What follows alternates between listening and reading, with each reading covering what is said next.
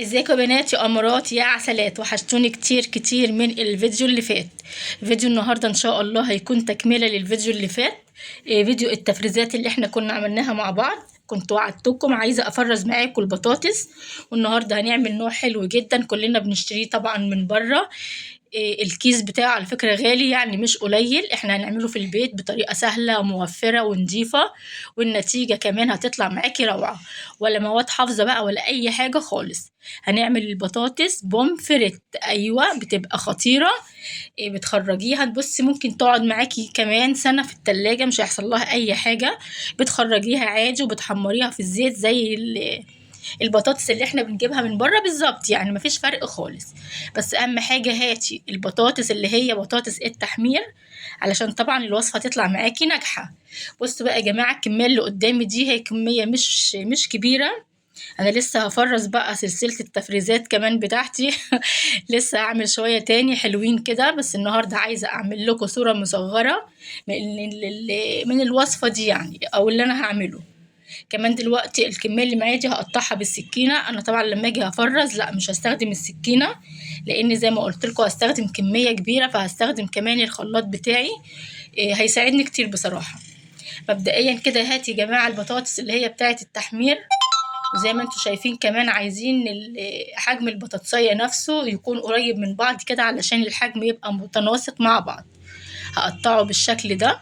عايزة اقطعه طرنشات كده او دواير، وبعد كده هنقطعه صوابع زي ما قلت لك.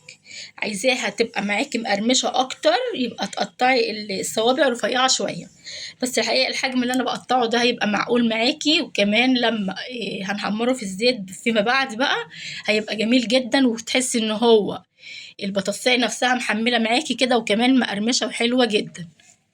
هنقطع كده بالشكل ده.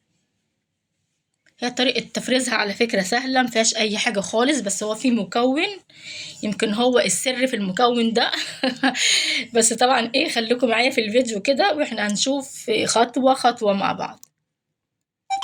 خلاص كده يا جماعة، دي الكمية كلها بعد ما قطعتها بالشكل ده. بصي تحسي البطاطس كلها متناسقة او قد بعض، او يعني يعني حاولي تعمليها ان هي قد بعض علشان تطلع معاكي شبه الجاهزة، يعني ما تحسيش بفرق كبير بينها وبين الجاهزة.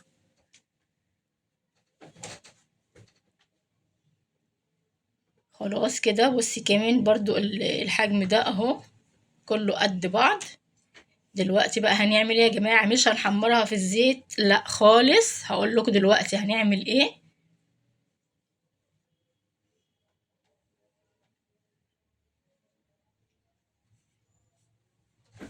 هتبقى معاكي روعة، هتبقى معاكي جميلة جدا. انسي بقى خالص انك تشتريها من بره.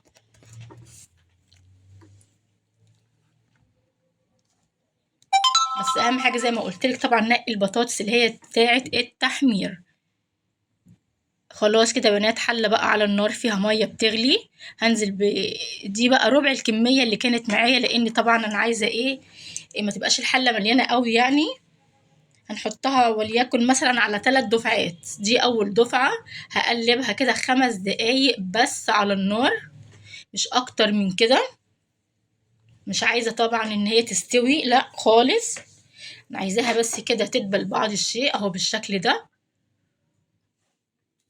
اخليها يا جماعة 5 دقايق ونرجع نكملها بالشكل ده. بعد مرور 5 دقايق اهي البطاطس بصي ماسكة نفسها وحلوة جدا، ما اتكسرتش ولا اي حاجة. ابدأ طبعا اخرجها على مية ساقعة كده، على مية ساقعة، وبعد كده على مصفى. وهكرر الكمية، هكرر الموضوع في الكمية البطاطس اللي معايا.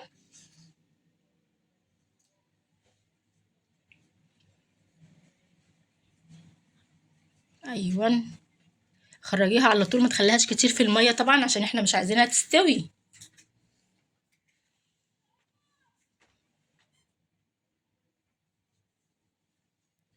خلاص كده يا بنات، هخلص كل الكمية هنطلعها على مية ساقعة زي ما قلنا، وبعد كده تحطيها في مصفى نتخلص من المية زيادة خالص خالص.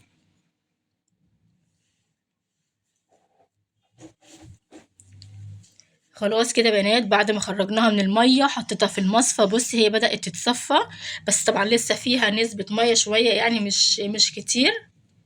عايزة اقولك عايزاها ما تبقاش فيها نقطة ميه خالص، علشان كمان الوصفة معاكي تكون ناجحة. ايوه قلبيها بالشكل ده.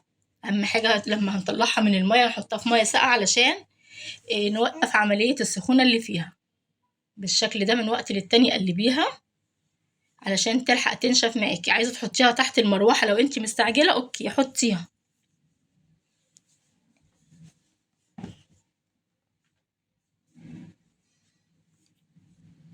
من وقت للتاني هزيها كده علشان ايه لو فيها اي نقطة مية تنزل.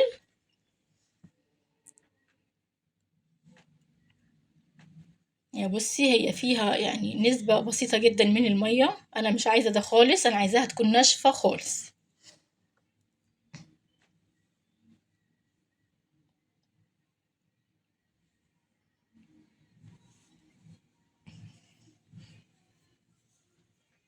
خلاص كده يا جماعة، هجيب بقى صينية كبيرة فرشت فيها كده قماشة تكون نضيفة طبعا، وحط البطاطس زي ما قلتلك. عايزين إيه نصفيها خالص خالص من المية، علشان طبعا المكون اللي هنضيفه دلوقتي مش عايزها تكون مبلولة خالص. لو مبلولة الوصفة تأكدي ان هي هتفشل منك. نمشي على الخطوات دي صح علشان كمان تبقى الوصفة تطلع معاكي مظبوطة.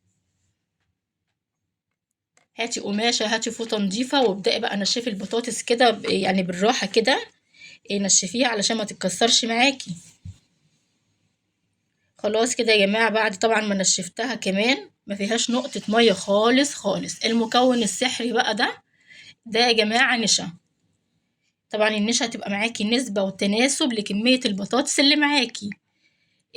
احنا عايزينها طبعا البطاطس اللي معانا كل واحدة تتغلف او تعمل لها كفر كده من النشا، عشان ده اللي هينجح معاكي الوصفة. هيخليها تحفة بعد ما هتخرجيها بقى، بعد ما تفرزيها يعني وتيجي تستخدميها. اولا مش هتشرب زيت، ثانيا هتبقى معاكي مقرمشة،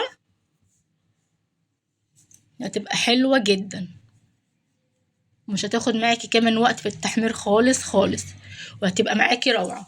حاولي تقلبي بقى كده زي ما قلنا. عايزين نعمل كفر من النشا فوق البطاطسية نفسها، تغلفيها كويس، ده اللي هينجح الوصفة معاكي.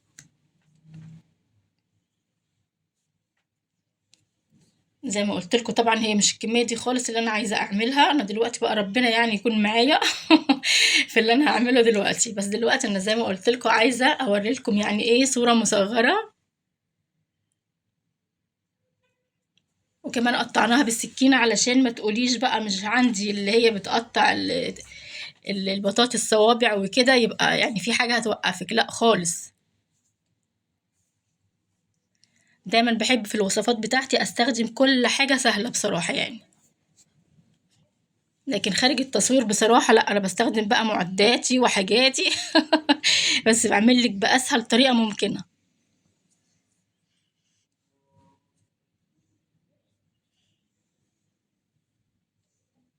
خلاص كده قبل ما هنكيسها طبعا هنخليها كمان 5 دقايق في الهواء، وبعد كده نجيب الأكياس بتاعتنا ونبدأ نكيس الموضوع ده. خلاص يا جماعة، أكياس التلاجة طبعا اهي. شوفي بقى انت عايزة قد ايه في الوجبة وتحطيها في الكيس، يعني الكيس على قد الوجبة بتاعتك. ونبدأ بقى نكيسها كده، نحطها في الأكياس. بصي لو تلاحظي لسه النشا موجودة اهي، ده طبعا لأن البطاطس فعلا كانت ناشفة جدا ما فيهاش مية خالص. لكن لو كانت فيها مية لا، هتمتص النشا دي، والنشا مش هتكون باينة من فوق زي ما انتم شايفين كده. هنحطها طبعا في الكيس، هنخرج الهواء من الكيس زي طبعا ما كلنا متعودين. ما تيجي تفرزي اي حاجة لازم تخرجي الهواء. بعد كده هتربطي الكيس من فوق بالشكل ده، وتبدأي تفردي البطاطس اللي معاكي.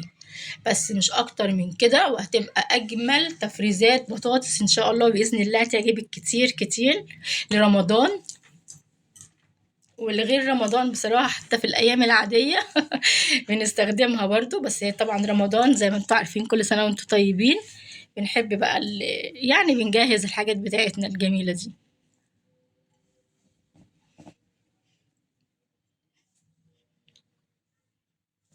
خلاص يا بنانيت، هخلص كده الكمية اللي معايا دي.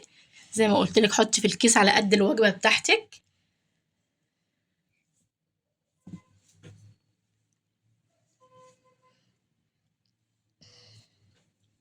هتجربيها مش هتشتري تاني خالص خالص اللي هي بطاطس الشركات دي، او اللي احنا بنشتريها من بره، لا خالص. دي هتبقى احلى واوفر وكمان انضف. وزي ما انت شفتي كده طريقتها يعني مش صعبة، مفيهاش اي حاجة خالص. بس امشي على الخطوات اللي انا قلتها دي وان شاء الله هتطلع معاكي حلوة قوي.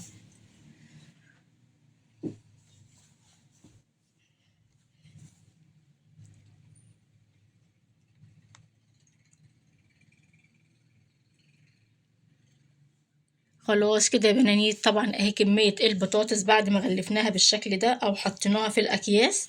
احتفظي بيها بقى، هتنفعك كتير كتير في رمضان، والطريقة ان شاء الله هتعجبك كتير.